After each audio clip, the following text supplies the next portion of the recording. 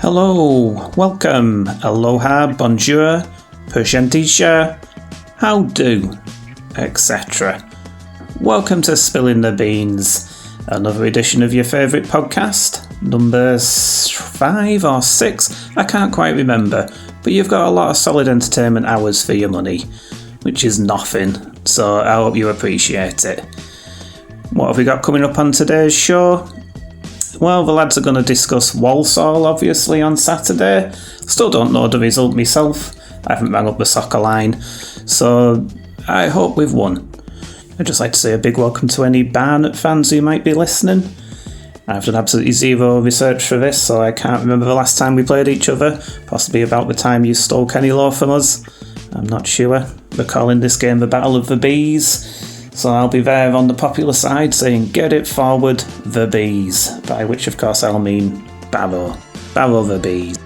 As well as all the hot footy action, the lads will be discussing, amongst other things, Wyll Stanway. I hear he might have had a good game at the weekend.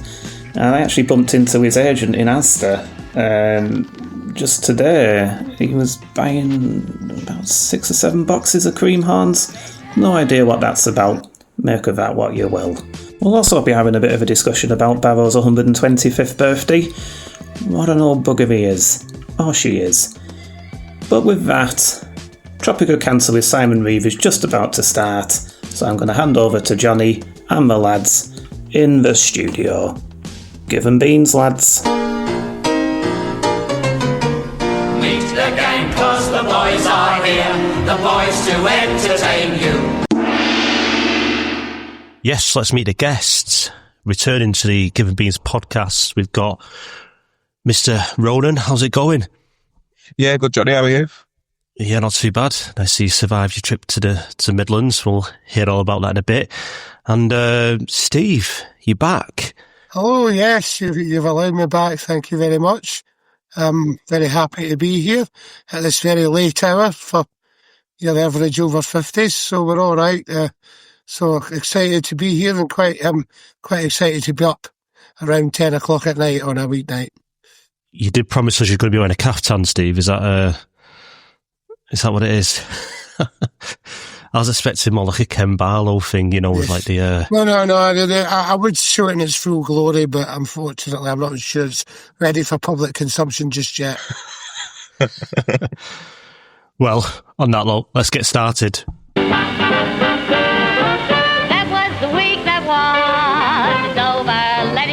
So if you look at the form table last 5 games, you'll find Barrow second after MK Dons. It's been a bit of a feast or famine season, of famine then feast, I suppose. Not lost in 5, won 3, drawn 2.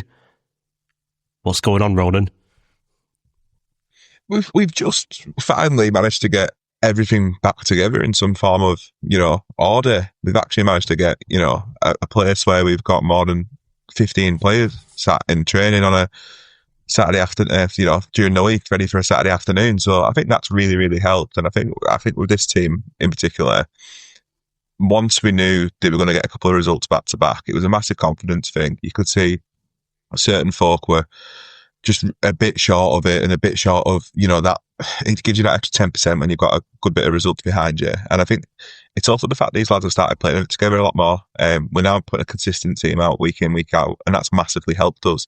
And it's led to us going to the league leaders and getting a fantastic result on what was a really, really good Saturday. Did you expect that on your journey down? Was you fearing the worst, or did you kind of have that thing at the back of your head that we could just nick something today? So I was the pessimist in my car. I was the only person who thought we wouldn't win. I thought we'd draw, because I've been at Walsall, that'd be my 4th visit now. I'm not seeing us lose there. So everyone was quite optimistic, really, thinking that we're going to get a result there. And we did, to be honest. I didn't think there was any reason why we couldn't. Watched a little bit of Walsall, nothing more than highlights, and thought, yeah, they're a decent League 2 team.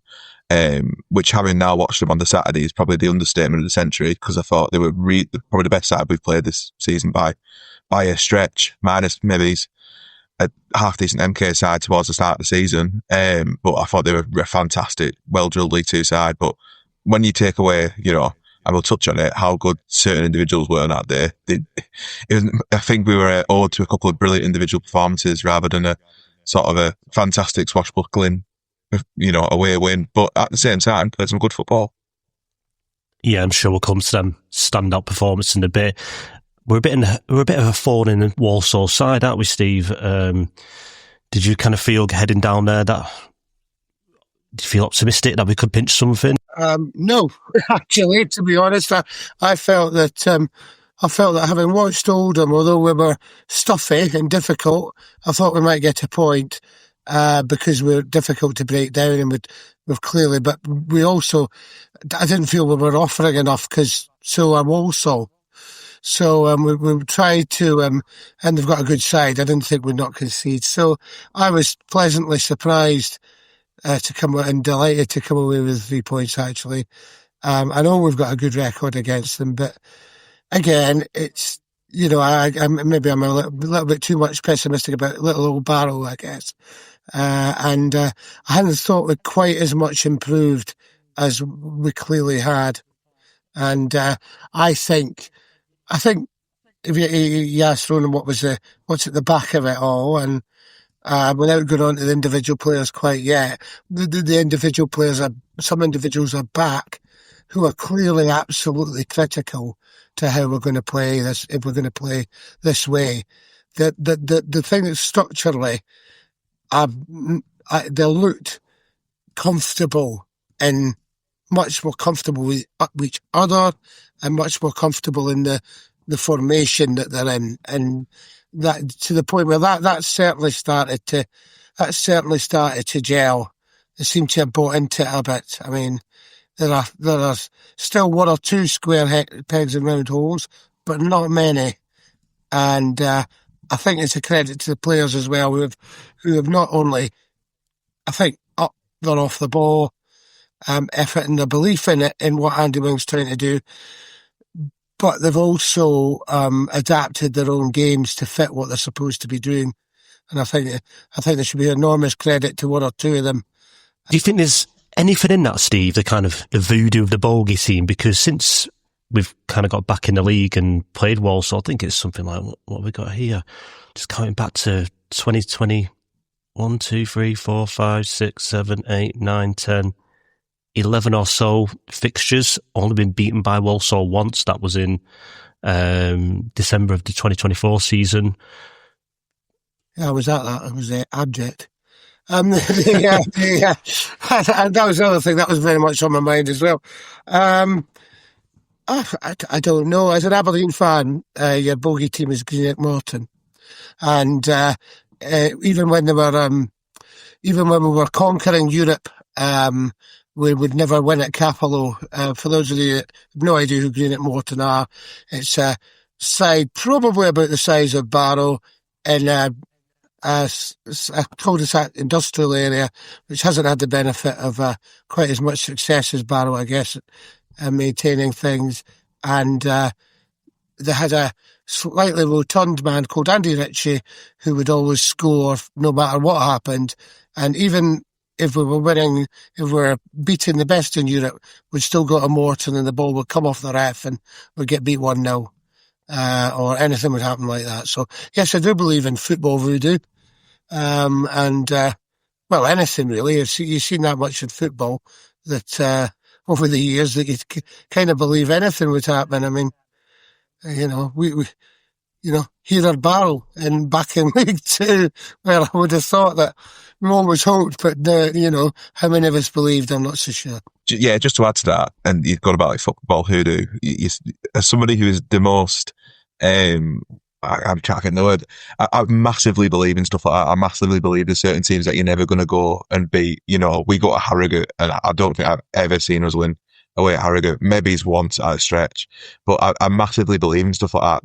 There's certain sort of superstitions that exist. I've not watched a Barrow penalty in a serious competitive game for best part of a decade, something like that. So I'm a big believer in superstitions. I'm a big believer in stuff like that exist, because if you get them little fine margins in people's heads, then you can run with them. You can take them a massive long way. If we play Walsall next season, then there's an element of doubt in people's heads, an element of doubt in Matt Sadler's head, thinking, oh, we've not got a great record against these. But I massively buy into that. If you look into it and do your bit of your read on football, them sort of things is a massive thing. If you look into different continents and how they sort of perceive it, there's some fantastic stories about it as well. Yeah, just on Matt Sadler, because I was going to mention it. I mean, it's well documented that him and Andy Wing are best mates, according to Wing. It's one of the first things you mentioned went back to when Beans interviewed him when he came to Barrett towards the end of last season. He mentioned, watched a lot of League Two football and talked about Matt Sadler, how close they were. I think he even mentioned some kind of wedding or best man or something like that. But listen to Matt Sadler's interview. It doesn't sound like the two good of friends in that sense. It sounds like Matt Sadler's probably sick of playing Barrow because he didn't have too many nice things to say. And you think maybe being friends, Steve, it might have been a bit fairer on us. I didn't hear it though, but I do know that apparently they have some kind of WhatsApp chat, which Andy's probably already rather enjoyed. I think he's just frustrated. He'll be frustrated because they'll have expected and thought to win. I mean, one of the greatest pleasures of supporting Barrow in this league is the fact that everybody expects that they should beat Barrow for whatever reason, not always based on fact.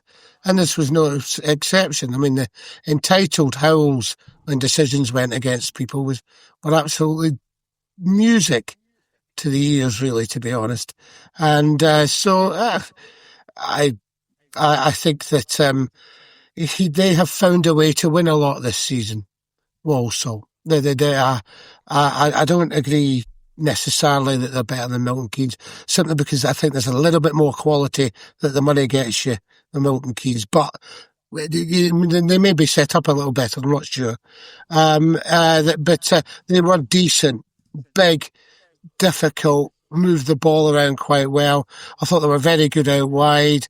They pulled us around a lot, but we managed to keep our structure and hold firm, and it was a real wrestle. But they had a bit of quality about how they did it, and they looked dangerous. It was down. There was, we deserved our luck, and some of the performances, the individual performances, were out of this world. Let's come to that because, I mean, there's an obvious standout performer, and we'll speak about him in a little bit before we move on to the Barnet game. But over this period of 5 games where we've really kind of turned our season around, do you think there's any unsung heroes? The reason I'm saying that, I know he got sent off on Saturday, but I'm starting to see players like Shipley just become absolute kind of like solid starters now for Barrow, where before the jury is out, and it probably feels even as early as 4 or 5 games ago, really. Is there anyone we're not really singing about? Do you think, Ronan, that deserves a shout out? Yeah, I have been very, very critical in the past of Elliot Newby, extremely critical, because I think there's certain elements of his game that really frustrate me, and I won't touch on them massively, but I think this season in particular, and especially in this run, he's been fantastic. I think he's been really, really good. His desire to get towards the back stick that's one of my major criticisms of him. He's not arriving late enough in the box. He's not arriving at that back stick looking to get that goal. And that's where his goal came Saturday. He just beat his man in the back stick and was, fantastic ball by Whitfield. I think he's been superb on this run. I really, really do.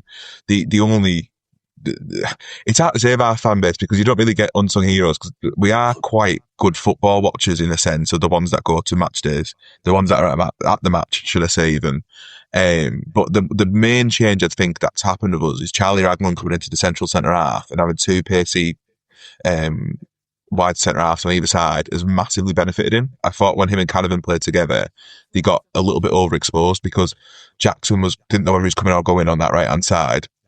Raglan was getting dragged about too far wide and getting out of shape, and that meant Canavan had to shift over a little bit too much sometimes, leaving gaps and leaving too much space. So Raglan coming central benefited us massively because he's not the quickest. He is quicker than Canavan, but he can just cover Jackson when Jackson goes a bit too far, and he can just cover Shipley. And them two lads' pace allows them to recover, where a Canavan and a Raglan together were relying on now more than pace.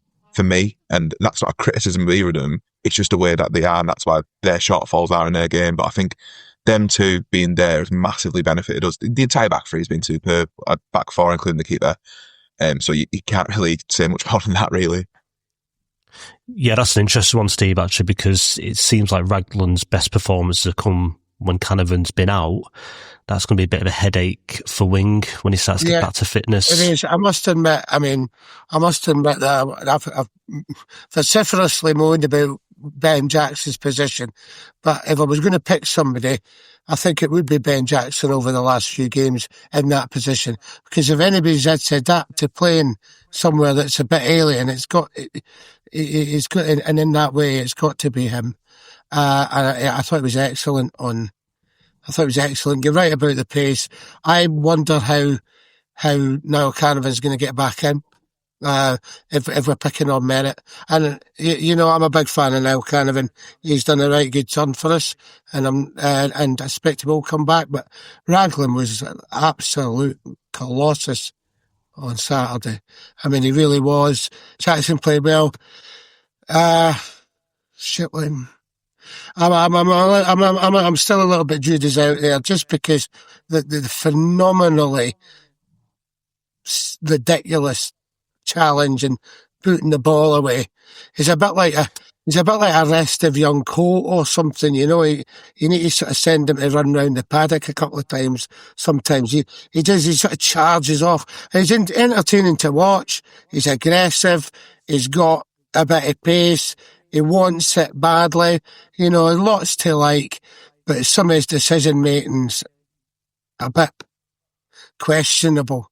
It'll be interesting to see whether he's one that does make way. I think he might. But we'll see. And it's a nice problem to have. We at least know that we can play in that way. And, and I think that was good. Raheem Harper's made a big difference. I'm deliberately not mentioning the best individual performance of Saturday yet, or the absolute catalyst for a revival.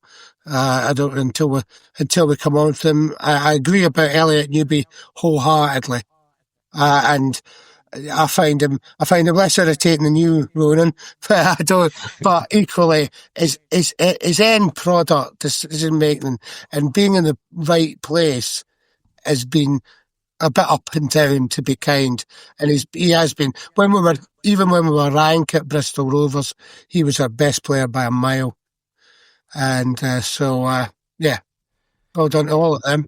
And I think it's something we don't talk about enough, how we're competing in League Two, highest level we've been in, decades, and two of our key players at the moment are homegrown players. I think it's just unbelievable for a club the size of Barrow to be able to sort of boast that. That was one of the lovely things. Both their names getting sung really, really loudly was just, that was a lovely moment. And hasn't happened for both of them at the same time, very often, if at all, actually. So that was one of the, and it was so well deserved. So well deserved.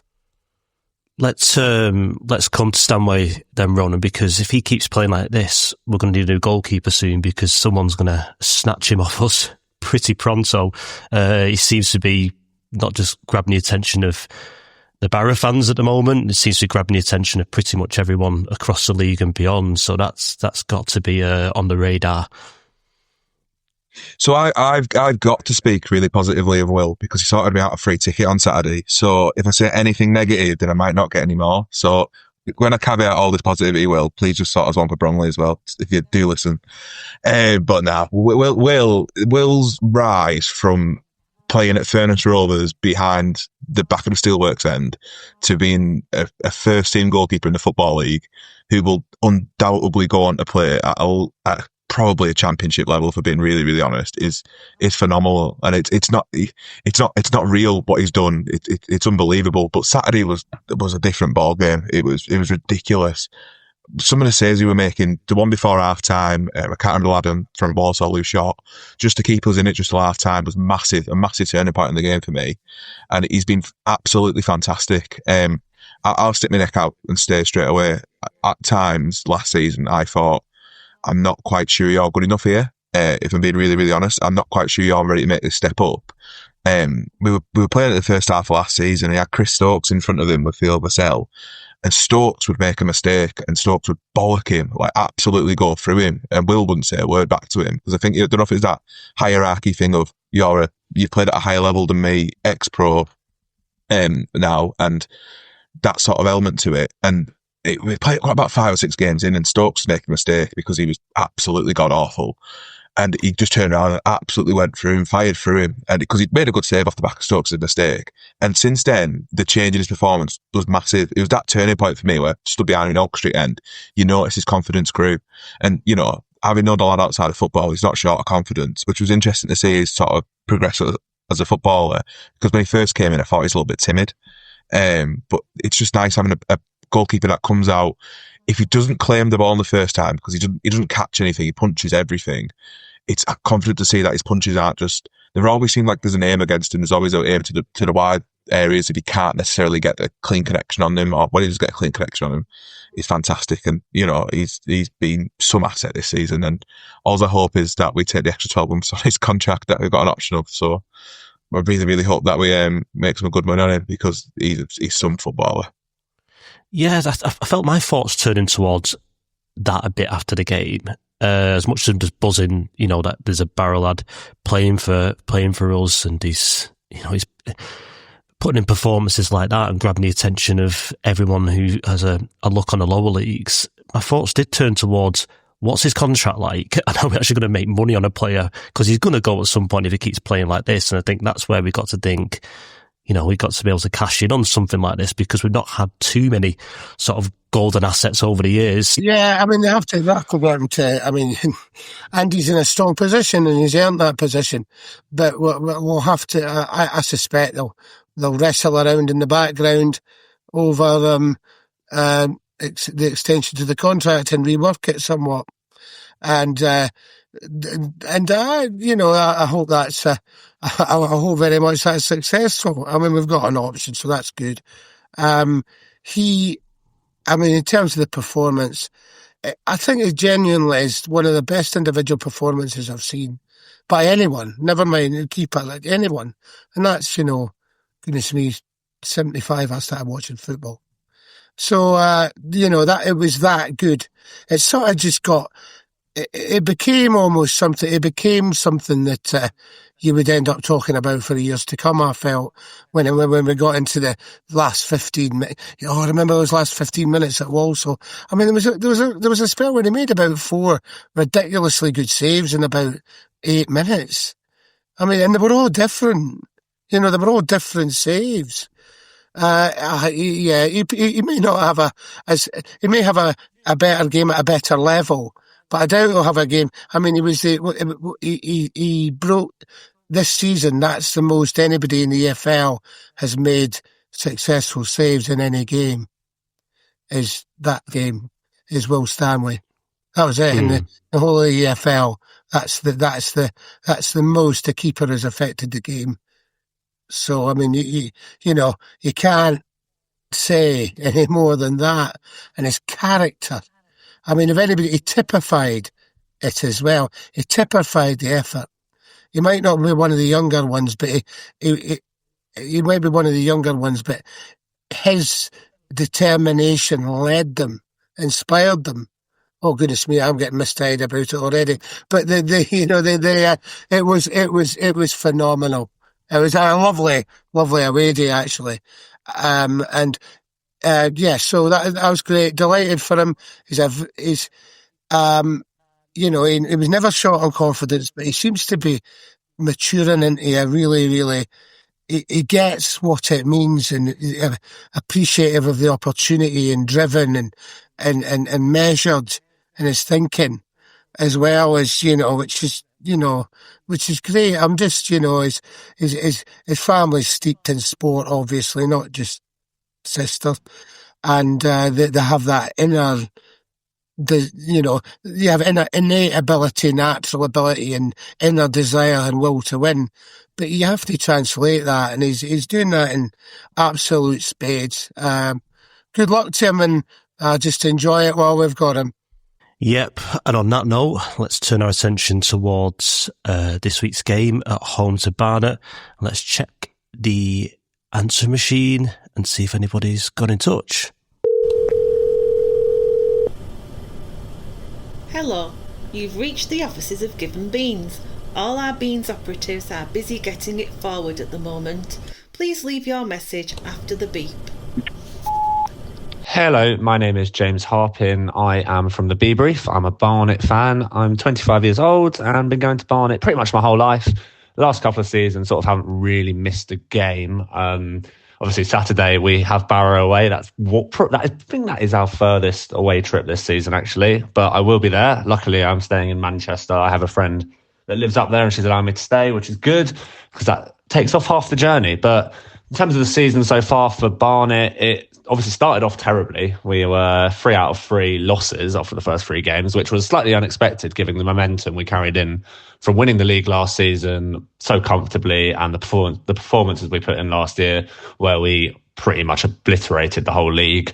This season, we're sort of expected to take that momentum into the season and, hopefully push high up the league playoffs. And, obviously a lot of teams have come up from the National League and done well over the last couple of years. And we thought we'd be one of those. And that sort of didn't really happen the first 3 games.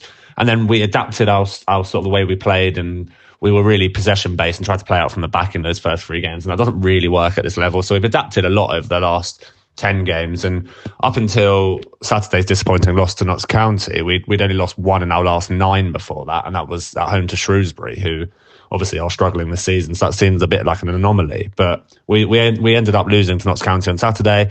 Again, we probably should have won the game. We dominated it massively. They came away with a really good defensive display and scored in the 93rd minute and won the game. And you look at that and you go, that's a perfect away performance. But in reality, we had 18 shots and enough chances to win 2 games of football. So not too disappointed. Can't complain too much with that loss.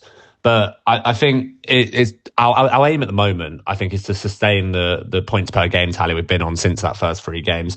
We've got 20 points in our last 10 games. If we carry that momentum for the rest of the season, we'll definitely be high up there, pushing the playoffs, if not in the top 3. But I know that seems very over ambitious for a newly promoted team. But in terms of our management and how they've taken the club from basically a team that was going to be relegated to the National League South 5 years ago.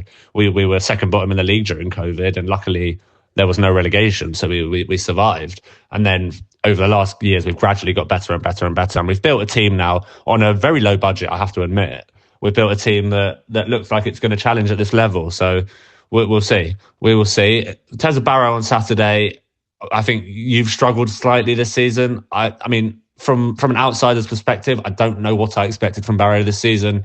I seem to remember that you were quite high up, maybe middle point last season or season before. That's just on the back top of my head. I'm not sure if that's accurate. But I sort of expected you to be lower mid-table from what I did in the research prior to the season. And I think you're doing about what I thought you would at the moment. It's obviously going to be a tough test for us going all the way up north. It's a long journey. I'm sure the lads will go up the night before. But we've done really, really well away this season. We've got, the second best away record in the league this year. We've only lost 1 game, and that was to Bromley, and that was the second game of the season where we were really poor and we had our best players weren't fit yet. Since then, we've had players come back. We've made some new signings. I think there probably could be a new signing in our team come Saturday, from what I'm hearing. So that could be interesting as well. And, it's a game that I think our management would expect to win. We'll probably go there with a similar system to what we've played in the last couple of games. We played a box in midfield in sort of a 4-4-2. Notts County went to a back 3, but that was sort of just to match them. And obviously their assets are mainly their wing back. So we'll see how we go against Barrow. I think we'll end up playing a box and trying to dominate the midfield, which is where we're really strong. So I hope it's a good game, because it's a long way to go for our fans. I don't think we'll have too many, probably hitting around 100. But we make a lot of noise when we do go. So hopefully you hear us. And yeah, if you do see any Barnet fans while we're up there, come and say hi. We're a friendly bunch. We're not going to start anything. So yeah, hope you have a good game and enjoy the rest of this podcast. Oh, sorry, I almost forgot. I need to do a prediction, don't I? I'm going to go Barrow 0. We've had a good clean sheet record up until Saturday. Barrow 0, Barnet 1, and I'm going to go with Britta Sombalonga last minute winner. Obviously, we've just announced him, so big signing for us. So hopefully he comes on or starts, but I reckon he'll be on the bench. He'll come on and grab us a 90th minute winner. Sorry, but that'll be good for the away fans. Have a good one. Yeah, thanks to James from the Bees brief for this one. The so-called Battle of the Bees takes place. I'm not too sure where that come from. Kudos to the marketing team there at Barrow for the work that they've been doing, try to get the message out. That's for sure. That's been great. Hopefully we'll see that reflected in the numbers through the turnstiles. But yeah, it kind of hits home what the challenge will be this weekend, Ronan. That Barnet away record is pretty solid. We're not a great goal scoring side. It's going to be a tough one, this. Yeah, I've watched Barnet twice right at the start of the season, so I probably got a little bit of a skewed vision of it all, really, where they were a bit poor, including that first game in the Cup. Obviously, since then, they signed, I'm just had a quick sort of count up there, they signed 18 players, just short of what are 19.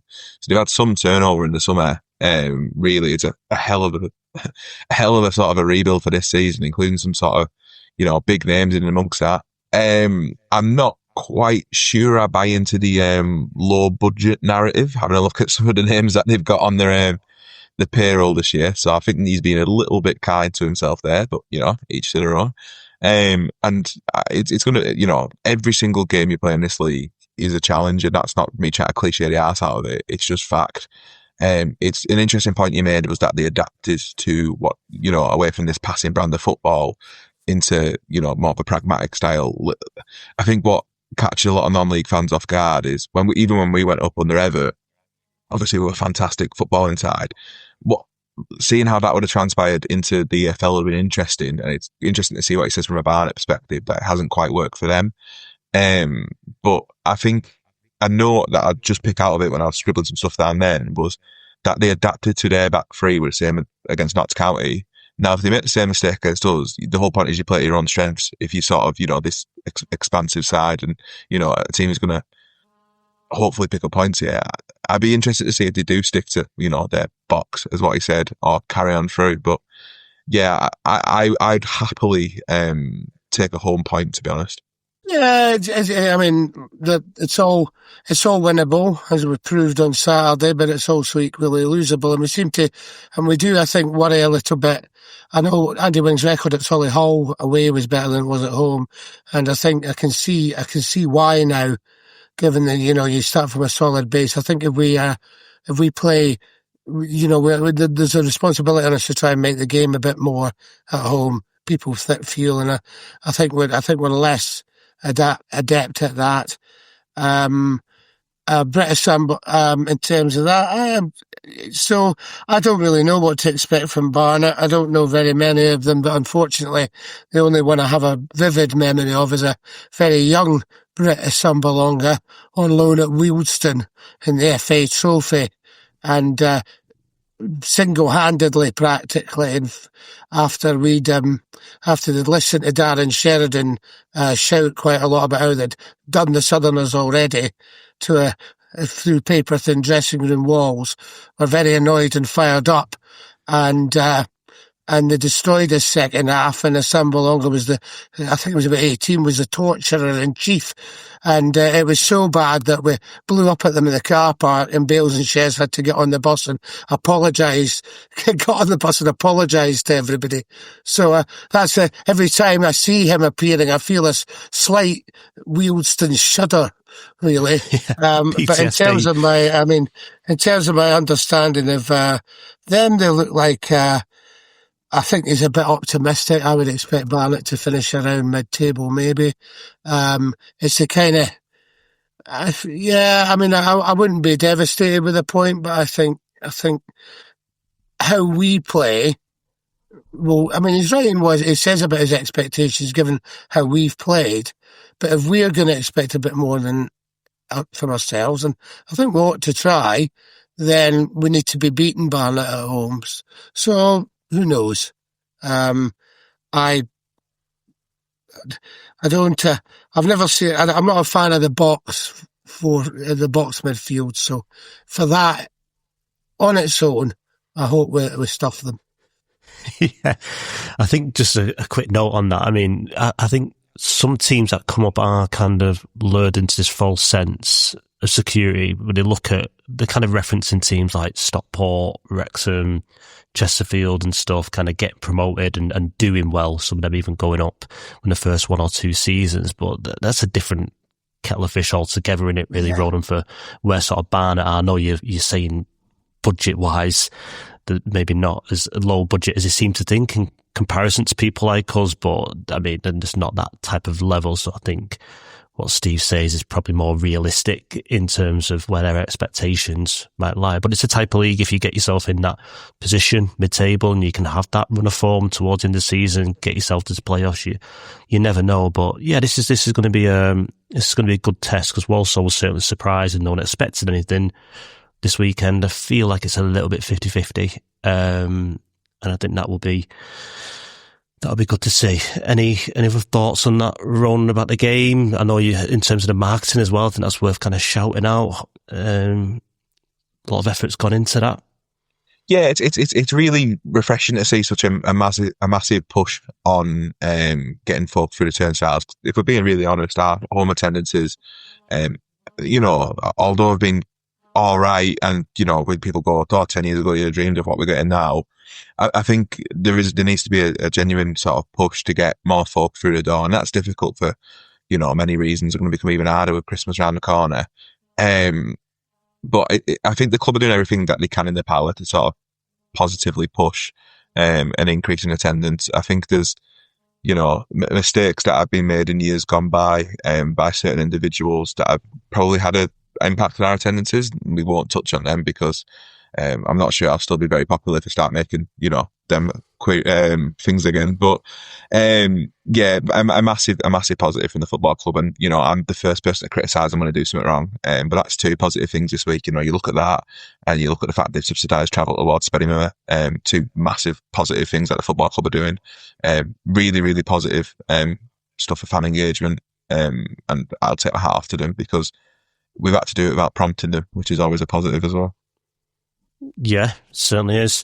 Just wrapping up a little bit now in terms of the game preview, moving on to any other business. Steve, we wanted to get you on this week, especially, not just because you're a great addition to this podcast, but also you're a key member of a wonderful initiative that's taking place around Barrow AFC at the moment. Do you want to tell us a little bit about that? I mean, I'm sure there's more to come, but if you can give us you can wet the whistle a little bit on it, that'd be great.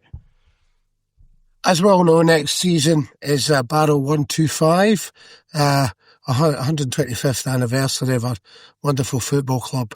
And through supporters actually talking together, really, as much as anything else, there was a sort of shared determination that we were going to make sure that we got the absolute most out of it, in terms of celebration, but also in terms of heritage, in terms of marketing, in terms of talking about our own identity and where we're at, using it in a whole variety of ways.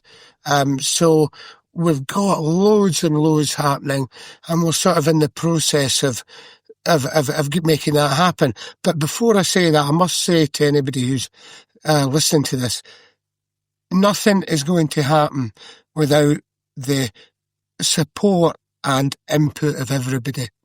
The club and this trust were very keen that it would come from the fans, because the club isn't the club is the fans, the town, the identity. So the impetus for it needs to come from there as well, because then that reflects what it is. Barrow's history and culture and heritage and way of supporting, and the way the town is and everything need to be brought together, really. So it's basically a multi-event, faceted thing, some of which is short-term, some of which is long-term.